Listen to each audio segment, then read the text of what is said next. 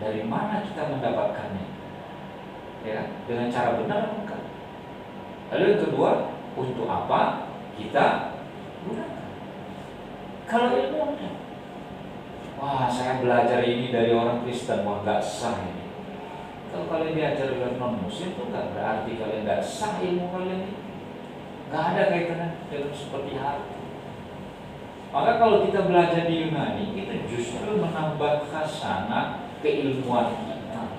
Karena Yunani lebih maju dari peradaban-peradaban yang lain, khususnya peradaban ilmu. Dialah yang membuat kodifikasi. Makanya lahirlah karya-karya mereka. Ya. Plato menulis Republik misalnya, walaupun itu orang menyebut karya Plato, tapi itu juga banyak pemikiran-pemikiran Sokrates di dalamnya. Ya. Kenapa bisa begitu? Ya karena tradisi kefilsafat Yunani itu masih ada dan terjaga. Ya. Kalau misalnya nggak kita jaga, ya, atau tidak dijaga oleh udah habis. Sayangnya kita ketika proses transfer keilmuan Yunani ke Islam itu dihancurkan oleh tentara Mongol yang menyerang Baghdad saat ini. Jadi Irak itu kan kawasan Timur Tengah, tapi kan dari Eropa kan tidak jauh. Ya. Nah, kayak Turki itu kan negara transbenua, separuh negaranya ada di Asia, separuh di Eropa. Ya. Kalau Istanbul itu maksudnya memang di Eropa. Tapi kalau Ankara itu dia maksudnya di benua Asia. Ada beberapa negara transbenua ya. Termasuk juga Armenia, Azerbaijan, ya. Ada negara-negara transbenua ya. Mereka berada di antara Asia dan Eropa. Dan pengaruh yang dekat itu membuat transfer keilmuan itu lebih mudah masuk ke khazanah Islam saat ini. Sehingga para filsuf-filsuf Muslim belajar filsafat Yunani. Abu Yahya Al-Bitrik itu adalah filsuf pertama yang menerjemahkan karya-karya filsafat Yunani. Termasuk Al-Kindi. Al-Kindi itu dia jago bahasa Yunani. Walaupun ada dua versi ya. Jadi ada yang mengatakan apakah transfer ilmu dari Yunani ke Islam itu lalu berdasarkan bahasa Yunani, ya, langsung dari Yunani, ya. Tapi ada juga yang mengatakan Yunani ke Arab atau dari bahasa Syria ke Arab, ya. Ya, Syrianik, ya. Tapi memang ada dua versi. Tapi kebanyakan saya lihat kalau Anda baca The History of Islamic Philosophy karangannya Najib Fakhri itu, dia mengatakan ya dari Yunani katanya. Orang-orang tidak belajar bahasa. Nah, itu juga tanggung jawab juga bagi kita. Jangan hanya bisa dua bahasa aja. Bisa bahasa Indonesia, bisa bahasa lokal. Orang Padang bisa bahasa Padang, kalau orang Madura bisa bahasa Madura, gitu. Orang Riau bisa bahasa Melayu. Bahasa Melayu Indonesia juga kan? Harus bisa bahasa-bahasa asing gitu loh.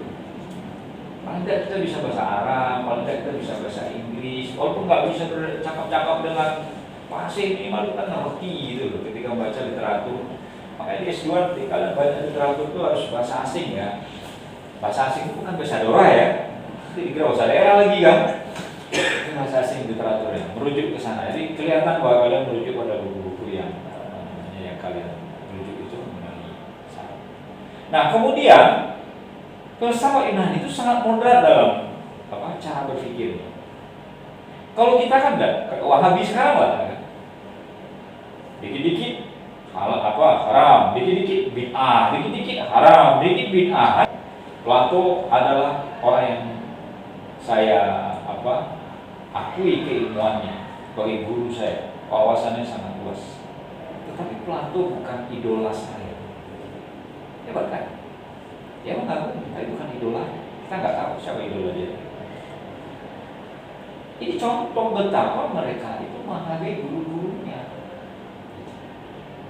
Kalau orang sekarang itu kan, kalau dia misalnya berbeda dengan orang lain, itu sudah musuh deh. Karena kita tidak biasa berpikir moderat. Makanya sekarang Menteri Agama buat gerakan moderasi beragama, itu sebenarnya dari Muhammad sudah mengajarkan itu. Piagam Madinah itu mengajarkan bagaimana umat Islam, umat Yahudi, Nasrani, Majusi hidup damai dan berdampingan. Tapi Menteri Agama mengharuskan begitu ya, karena kita mungkin nilai-nilai itu mulai tergerus. Coba kalian pikirkan, ngapain kita jaga-jaga gereja orang Islam? Banser jaga gereja misalnya di malam Natal, buat apa? Kan tidak perlu sebenarnya kalau seandainya selama ini tidak ada ancaman untuk ngebom. Salah gereja itu apa? Harus dibom. Kalau kita rukun-rukun saja, nggak akan ada kita khawatir dengan pengeboman. Ya kan? Kalau seandainya misalnya kita tuh orang-orang baik semua, nah kita nggak perlu takut, kita itu kemana-mana nggak takut. Kalian Jogja sekarang buat malam hati-hati kalau nongkrong di kilometer 0 atau mana lah ya, di atas jam 12 itu sangat tidak aman karena ada kelitih. Kelitih itu bahasa Jawa ya, bahasa ini orang main tikam gitu, maka ada kan tangkap saja itu. Dan ternyata anak muda yang cuma tes nyali gitu. Kalau sasaran gimana? Saya nggak mau dengar. Ada mahasiswa pasca UIN tertikam gitu karena sering nongkrong sampai tengah malam gitu. Ya kan jadi enak kita dengar baca beritanya kan. Sehingga kalau kita tuh aman, kita semua baik, tidak ada orang yang melakukan kejahatan itu. Makanya saya lihat, kenapa di negara-negara non-muslim itu tingkat kerawanan itu tinggi. Ada survei yang menarik dilakukan oleh seorang peneliti, profesor peneliti di Australia, Zafar, siapa itu namanya. Ternyata faktor ekonomi itu membuat hidup itu bisa berubah. Ya, salah satunya di samping masalah agama. Kalau perut lapar, orang bisa nekat. Tukang ojek berapa sih duitnya? Tapi nyatanya orang berani membegal tukang ojek gitu. Karena paling gampang paling dilakukan. Karena memang karena faktor ekonomi. Belum lagi faktor lain penegakan hukum gitu ya. Kalau Indonesia kan tidak ya. Iya, kalau saya dulu malah akidah aja, Pak. Oh, akidah ya. Nggak ada filsafat. Nggak ada filsafat ya. Nggak ada filsafat. Terus gimana? Saya kira belajar teologi kan, belajar supaya sampai di jurusan ini belajar filsafat. Namun setelah belajar filsafat, kita belajar rupanya belajar filsafat itu belajar berpikir luas, berpikir kritis. Dari situ saya suka belajar. Jadi ilmu akidah malah. Itu akal limin mestinya dari dia. Baik, tapi tidak buat nyambung Mas. Teolog itu kalau kalian lihat ada pertengahan kan Thomas Aquinas misalnya ya, itu kan di zaman era skolastik. Ya dia juga tokoh agama Katolik kan, dan tapi dia juga penguasaan terhadap filsafat juga luar biasa dia. Ya. Dari cara kita melihat cara berpikir dia, termasuk juga Santo Agustinus ya, yang di era skolastik. Kalau kita melihat ke Kristen ya, mereka juga teolog-teolog yang juga mereka seorang filsuf. Tidak ada masalah ya. Kalau saya kemarin kalau itu masih umum lah, kecuali mahasiswa yang saya kaget itu S1 itu olahraga gitu, kok ngambil filsafat. Saya belum membaca tulisan hubungan filsafat dan olahraga gitu kan. Nah, tapi ternyata dia ingin belajar filsafat itu karena melihat ada pencerahan yang dia dapatkan dalam dirinya ketika dia membaca buku filsafat. Dia buku filsafat itu bisa mencerahkan orang juga ternyata ya. Itu bisa merubah cara pandang orang. Ya silakan Mas Amin. Terakhir. Kalau saya memandangnya yang sudah saya dapatkan selama belajar di sini itu ada keseimbangan.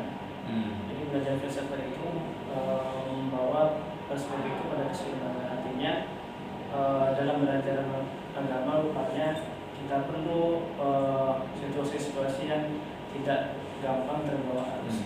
Artinya dapat berpikir kritis namun tetap bijaksana. Nah, kalau Muhammad Iqbal itu kan mengatakan, Sir Muhammad Iqbal maksudnya, Kita kan mengatakan bahwa antara kita melihat realitas ketika dari agama sama filsafat itu kan starting point-nya aja yang berbeda, tapi pada ujungnya sama saja. Nah, kalau filsafat itu melihat secara beranjak jadi step by step gitu, tapi kalau agama itu kan secara holistik. Nah, saya kira belajar agama berangkatnya baik itu dari agama maupun dari filsafat orientasinya sama saja. Hanya saja mereka pilihannya bukan sebagai sebuah yang bertentangan, tapi saling melengkapi. Jadi saya melihatnya lebih pada kuncinya ada keseimbangan. Ya, baik. Jadi kalau menurut Aristoteles ini ya, jadi bagaimana kita memfungsikan ya hati kita untuk berpikir itu dengan nalar kita itu memiliki kesinambungan antara hati dan pikiran. Kan ada orang yang merasa terbelenggu hatinya itu sehingga rasionalnya hilang gitu. Kalau orang sudah ngecap benci sama orang lain, itu rasionya udah tidak jalan ya. Makanya ya Al-Quran itu kan banyak bicara jangan kebencianmu pada suatu kaum gitu dan membuat kalian tidak berlaku adil. Itu saya kira di sini korelasinya. Nah, kalau hati kita sudah rusak, itu pikiran kita pun ikut rusak. Makanya untuk membuat hati kita itu bersih itu, makanya pikiran kita harus bersih. Al-aqlus salim fi jismis salim. Nah, maka dari jawaban-jawaban kalian, saya melihat ya kita juga ikut senang ya ketika sebagian orang mengapresiasi filsafat yang ada di UIN gitu ya, UIN Jogja khususnya, sehingga menarik banyak mahasiswa untuk kuliah di sini. Kalau di tempat lain kita mendengar mahasiswanya satu kelas dia susah gitu kan. Di Asosiasi Filsafat itu dosen filsafat di luar Jogja itu kita menolak ya. Terlalu banyak, kita terima cuma 2 kelas yang daftar tuh banyak sekali, dan kita kemarin nomor 3 ya, tertinggi peminatnya setelah nomor 1 itu masih dipegang oleh TEBI ya, ada jurusan apa itu, ekonomi perbankan, terus yang kedua itu IAT, itu yang 3 itu filsafat. Terus banyaknya peminatnya, sehingga kita seleksi betul yang benar menjadikan pilihan-pilihan pertama.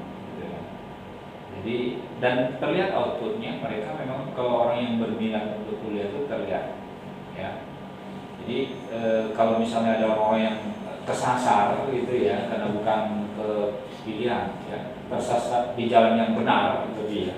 Saya mengatakan itu tersesat di jalan yang benar gitu, bukan tersesat di jalan yang salah gitu. Itu insya Allah kan tidak akan menyesal masuk di filsafat ini. Karena memang filsafat itu kan mother of science ya. Dia adalah ibunya ilmu. Ya kalau dia ibunya ilmu, dia bisa masuk ke semua lini ya. Jadi orang-orang yang belajar filsafat itu adalah orang-orang yang bisa masuk ke segala bidang ya. Bukan hanya karena persoalan filsafat di UIN Jogja itu liberal gitu kan. Sampai-sampai juga ada waktu kami sosialisasi prodi ya keluar dari Jogja di kawasan timur sana ya, di Jawa Timur sana, timur tuh banyak ada anggapan masyarakat yang kita baru tahu berapa tahun belakangan ini mau kuliah kemana, ke UIN Jogja. Jangan, itu kampusnya sangat liberal gitu, ngeri itu kan. Kalau bahasa Medannya itu ngeri sedap gitu kan, dengar kayak gitu itu. Jadi kenapa mereka itu? Karena belum tahu gitu, ya. Mari kita jangan memberi justifikasi kalau kita itu belum tahu. Ya.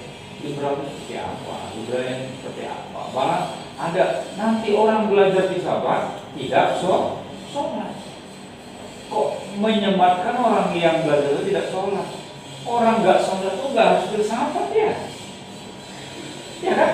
Ya. Ada orang yang ngerti agama tapi juga tidak sholat, tapi yang disebut itu masuk filsafat tidak sholat. Itu orang pemalas.